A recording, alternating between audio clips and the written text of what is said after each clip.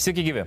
Kaune užsibaigė netikėtai prasidėjusi LKL finalo serija. Netikėta į Žalgirio varžovę Utenos Juventus komanda, kuri ketvirtfinalyje nugalėjusi Vilniaus Rytą, pusfinalyje nukovė Klaipėdos Neptūną ir stojo į kovą dėl čempionų žiedų. Tiesa, finalo serija nepateikė siurprizų. Tomo Masiulio auklėtiniai savų žiūrovų akivaizdoje laimi ją sausų rezultatu 3-0. Prieš pat mačo startą Kauno klubas paskelbė, kad buvo išparduoti visi bilietai į šias rungtynes. Prieš susitikimo pradžią tylos minute buvo pagerbtas Anapilin iškeliavęs legendinis Lietuvos treneris Vladas Garastas. Trečiose finalo serijos rungtynėse uteniškiai neleidžia lengvai kvėpuoti aikštelės šeimininkams, tačiau galiausiai pilnoje Žalgirio arenoje LKL čempionų žiedus matuojasi kauniečiai. Vos iki šiame LKL sezone pralaimėję Žalgiris čempiono titulą iškovojo ir prieš metus. Tuomet finale 3-2 buvo nugalėta Ryto ekipa.